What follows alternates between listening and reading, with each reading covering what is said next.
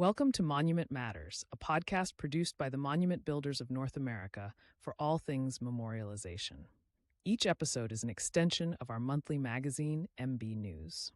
Monument Matters invites everyone to listen and share. You'll find all of the episodes on Apple, Spotify, and YouTube. I'm your host, Mike John, CM, AICA, from the Johns Carabelli Company, Cimarano Monuments and Flowers in Cleveland, Ohio. I'm also a past president of the Monument Builders of North America. Today and in the November issue of MB News, we'll be learning about how to take your Veterans Memorial to the next level. With me today is Bill Beigel. Bill is founder and CEO of World War II Research, Inc., an associate member of MBNA and a professional research agency specializing in military records of American veterans and casualties from World War II, Korea, and Vietnam. Hi, Bill. Welcome to our podcast. Hi, good morning, Mike. So, Bill, your firm, V2 Research, Inc., offers a valuable service to veterans' families. Can you tell us about how you became involved in this type of research? Yeah, I became involved in this kind of research in a indirect way. My dad, who was a Korean War vet, had grown up during World War II and had a cousin that lived with his family. And his cousin was reported to be missing in action over Germany in 1943. And that was all my dad ever knew. And this cousin was kind of a brother to him. So he knew I had been a history major in college and said, hey, can you play around with some government records and see if you can find out whatever happened to my cousin? And I said, sure. And it turned out that his cousin never made it to combat. They were flying a B-17 from a place called Gander Bay, Newfoundland to England. And their B-17 and two others went down in an ice storm. All 30 guys in those three planes missing in action, never to be seen again. And so when I reported that to my dad, he wasn't thrilled exactly, but he was very grateful to know what had really happened to his cousin. And, it turned out there were many letters in the file that related to his family, and it was a great experience. And so I thought, I bet there are a whole lot of other people that want to find out this same kind of stuff. And it turned out I was right. Well, very interesting. I think that, knowing something bad happened is often Right, better than not knowing exactly what happened, for sure. right. So what are some of the unique challenges monument builders face when creating veterans memorials? Yeah, so monument builders face an incredibly difficult task. You're being asked to create something permanent, something literally carved in stone that honors heroes from conflicts that happened 50, 60, 80, 85 years ago. And of course, these monuments must be complete and accurate. The names must be spelled right, and all those things must be included. So when these monuments are built, the standard practice seems to be logical.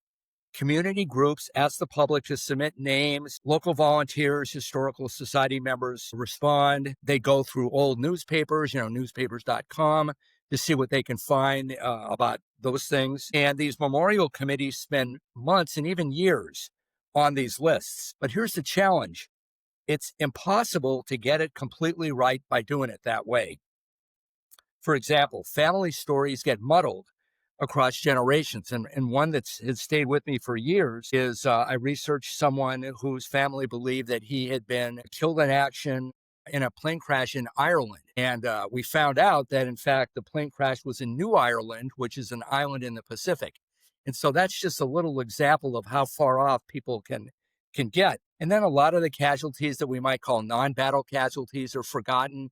Guys that are killed in plane crashes in training stateside, or somebody overseas in the Philippines gets sick with malaria. So these fallen heroes are forgotten, and they deserve to be included as much as anybody, but their names often don't make it onto the memorial. And then there's the heartbreak of discovering errors after the fact. Names misspelled. And that was one of the things that happened in Brownsville. About 60% of the guys on their wall were of Hispanic background. And the guys that built the wall were not very careful with spelling their last names. And so, that's bad. And then you'll get the wrong rank. Somebody was a sergeant and they put him in as a private, or vice versa, and the wrong dates. And I've seen memorials where a family member visits and finds the loved one's name carved incorrectly into the stone. But here's what really keeps me up at night. Thousands of communities across America still have no memorial at all, as I'm sure you know. No place where people can gather to remember the neighbors, students, sons, and daughters who helped save the world. Their heroes have been forgotten.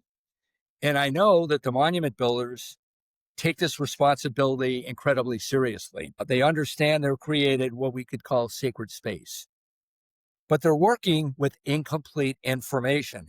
And most people simply don't know there's another way that professional researchers can locate the official records that still exist and go from there. So that's where the partnership becomes so important. When monument builders and researchers work together from the beginning, we can ensure that every rightful name is included, correctly spelled, and ultimately that every name has its story preserved. Things you don't think about, right? We No, generally you don't. And why would you? no. You would think, sure, there are lists everywhere, but there aren't. From the position of a monument builder, we would expect that the body that is purchasing this work has done their research and their homework, and the information that they've provided is as correct as they can possibly make it. So we, kind of go on faith to a certain extent, because what more we do? But apparently there is more. So for those Right. builders listening, what would partnering with a researcher like you actually look like during a memorial project, or when helping families go beyond the names to tell full human stories? You bet.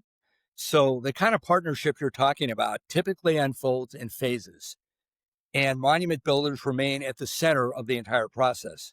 You're the ones who understand the community. You're the ones that are being compensated by the community. And you also understand the sacred nature of what's being done. Phase one, blueprint, we might call it. We start by understanding what you need. What does the community want to honor?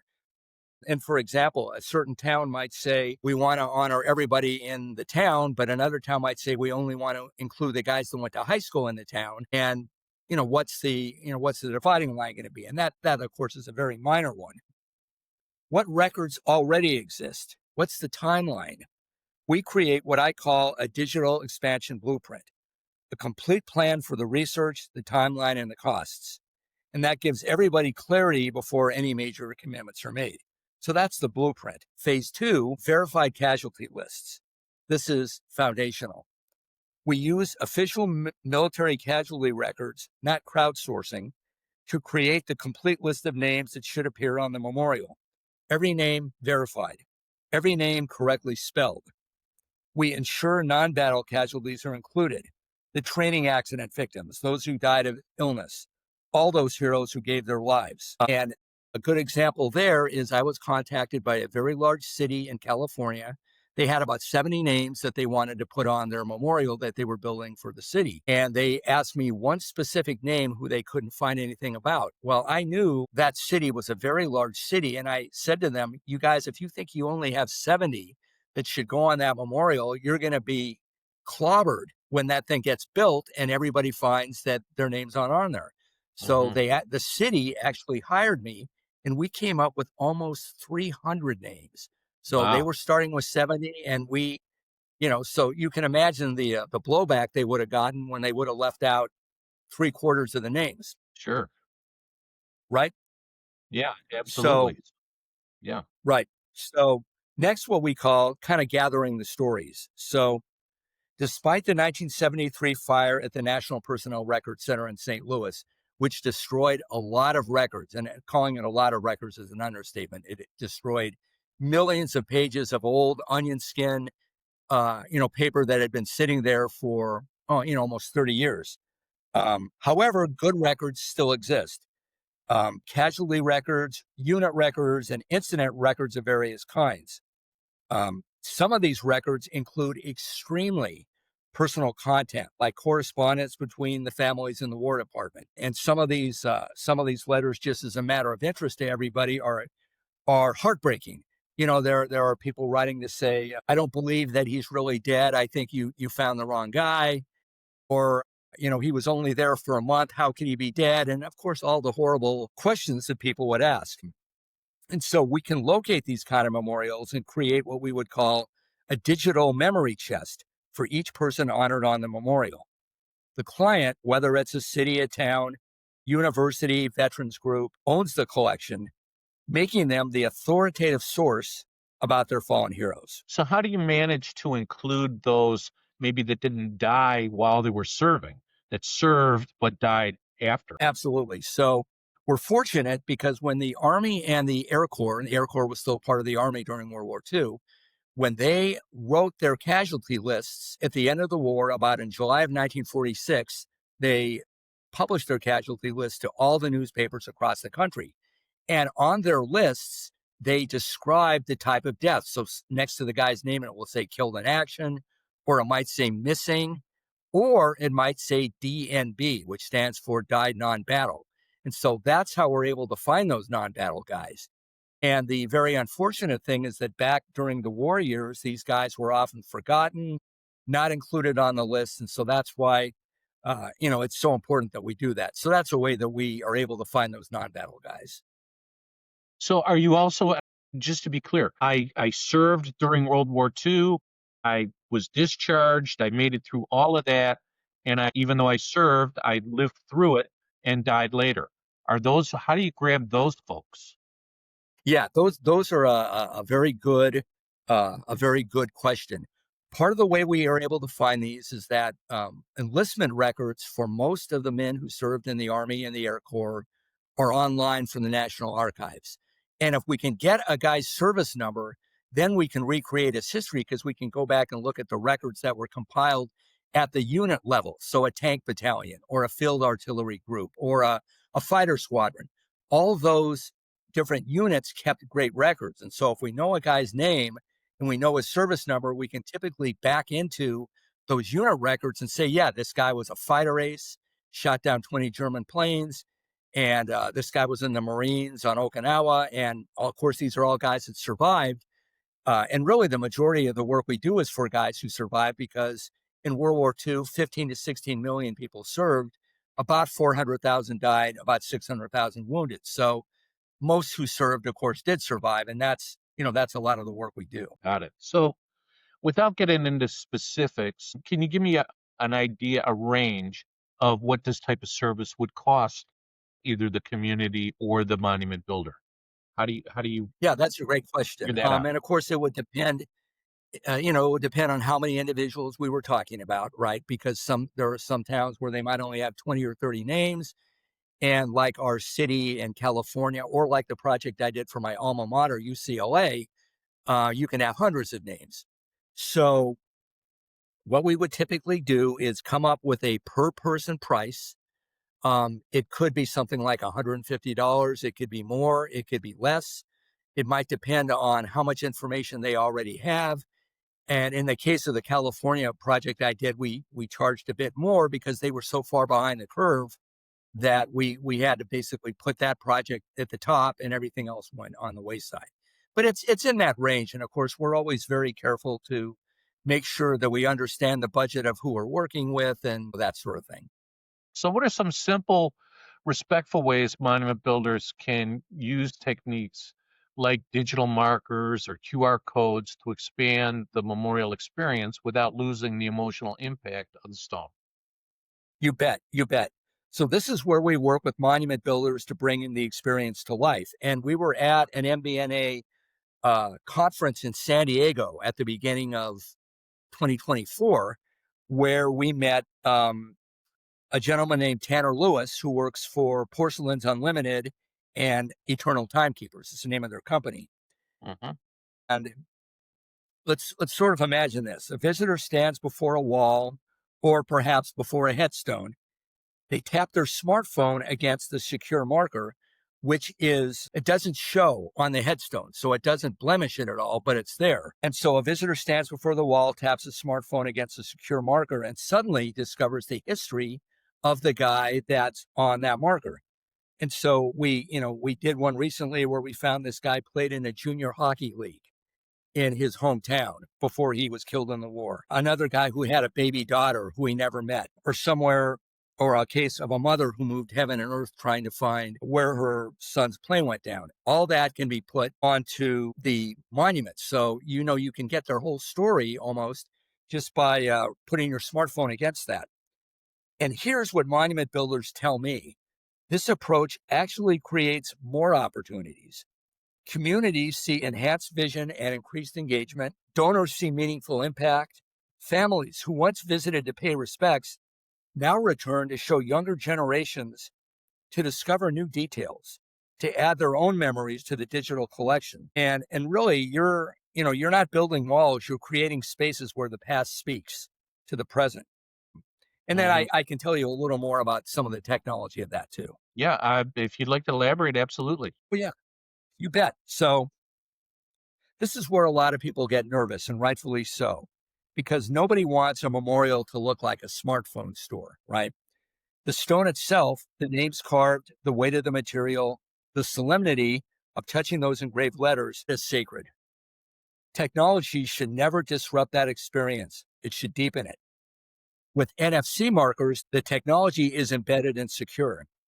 Visitors always go exactly where you intend, to the memorial's own digital collection, never to some random website. And then, of course, aesthetics. Nobody wants to see a blob of computer code on a beautiful memorial. They scream technology in a space that should feel timeless. Different ways that this can be done.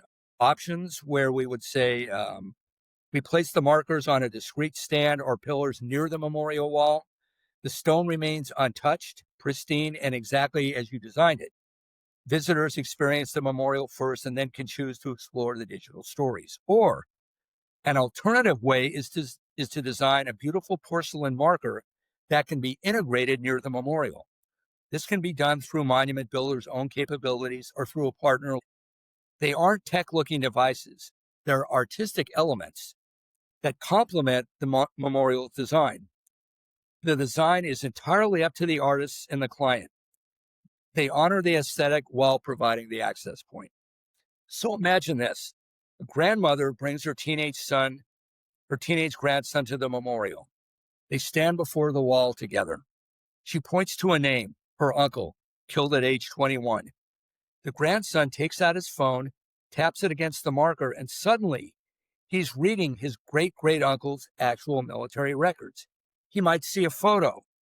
He reads what happened on that final mission over the Caribbean in February of 1945. He discovers his great uncle was on the baseball team in high school or on the yearbook. That teenager just went from some old name, I should say that young 21-year-old just went from some old name to a real person who was once the same age as that young teenager. That's the transformation. And the family learns more about their loved ones, the ones whose contributions literally saved the world. And the last thing I'll say is that the key principle here is respecting the sacred. The memorial wall remains the primary experience. It's still about standing there, seeing the name, feeling that connection.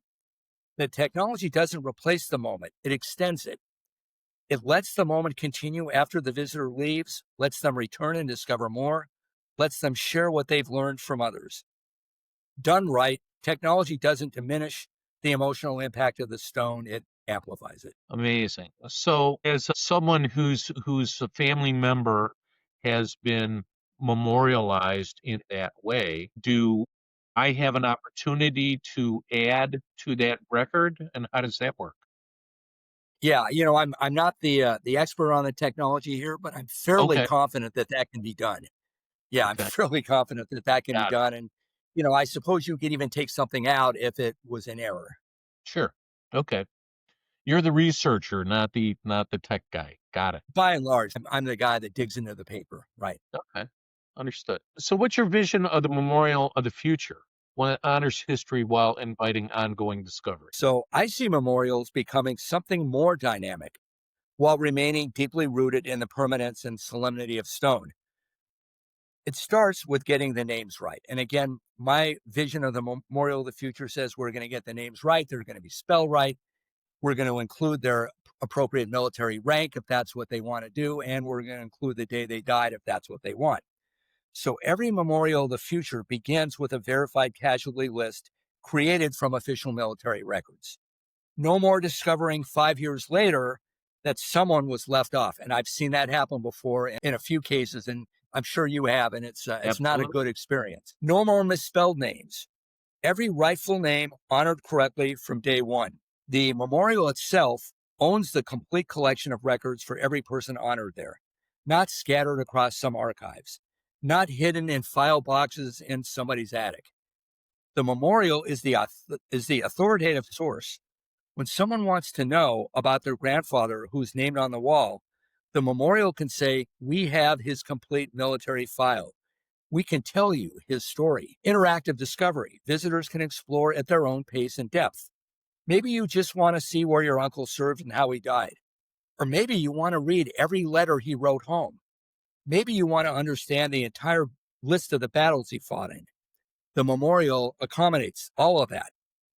And we could talk about community contribution, which really excites me. Families can add to the digital collection. Did you find a photo of your grandfather in his uniform? Add it. So this is answering your earlier question. Did your grandmother save his letters? And I come across clients all the time where that happened. Share those letters. The memorial grows richer with each generation. Yeah. And And with now the bigger mission. Yeah. So the bigger mission is this, and this is what I really dream about. So here's what I really dream about. Thousands of cities and towns across America still have no memorial at all. None. They're World War II veterans, they're Korean War veterans, they're Vietnam War dead. No place to remember them, no place to honor them, and they're being forgotten. The memorial of the future isn't just about making existing memorials better. It's about partnership. Monument builders and researchers working together to create new memorials where none exist, to ensure that every community can honor their heroes, and to make sure that every name that deserves to be remembered is remembered. That's the future I'm working toward, and I'd love to partner with the monument builders listening today to make it real. And at the end of the day, the memorial of the future answers the question that visitors ask me in the past all the time. Who was he really? Not just his name, not just the dates, who he was, who he loved, who loved him, and what he sacrificed. Because that's what we owe the names we engrave. Nothing less than the complete truth of who they were. It's a lofty goal, and I think we're a lot closer to that being reality as technology develops and advances, for sure. Yeah, I certainly hope so. And these memorials really are something, as you know. You get the names up there, and the community does a great newspaper article, and the local TV station comes in, and it's all it's great. So, for any monument builders listening, if you're working on a veterans memorial or if you're in a community that needs one, I would love to hear from you. Whether you've got questions about the research process, a project in the works I might be able to already help with, or if you just want to explore how we might collaborate to bring more memorials into existence, please reach out. Well, Bill, I certainly appreciate that and applaud you for your efforts. You know, there are fewer and fewer of these veterans around, and it changes every day. I had a friend whose father just died last week at 101. Son of a gun. Wow. He served on Arizona. Oh my gosh. What Yeah, a story that must be. right. A lot of Wow. stories, a lot of stories. And there's, I think now he was one of 8 that were called back for ceremony just recently. And since then, he and 2 others have since passed away. So, Right. 8 to 5 or whatever the number is, there's not very many Right. left. So, Well, so and not only that, but the sons and daughters of World War II veterans are not young people anymore either. no, that's right. That's right. Well, Bill, I want to thank you for taking time today Thanks, to Mike. be our guest, and I want to thank all of you in the ether who are our audience for taking time out to listen. The November issue of MB News has an article from Bill. I encourage you to read this issue and review the World War II research website. And if you have a topic you'd like to have covered in a future podcast, please leave a comment. So again, thank you for listening to Monument Matters, MBNA invites you to stay connected through Facebook and LinkedIn. You can find out more about membership or the upcoming 2026 MB University in Fort Worth by visiting www.monumentbuilders.org. For MBNA, I'm Michael Johns. Thank you for taking time out of your day to listen. For comments and feedback, please drop a note to info@monumentbuilders.org. Again, Bill, thanks for joining us. Really appreciate it. Thank you, Mike. You're welcome. Take care.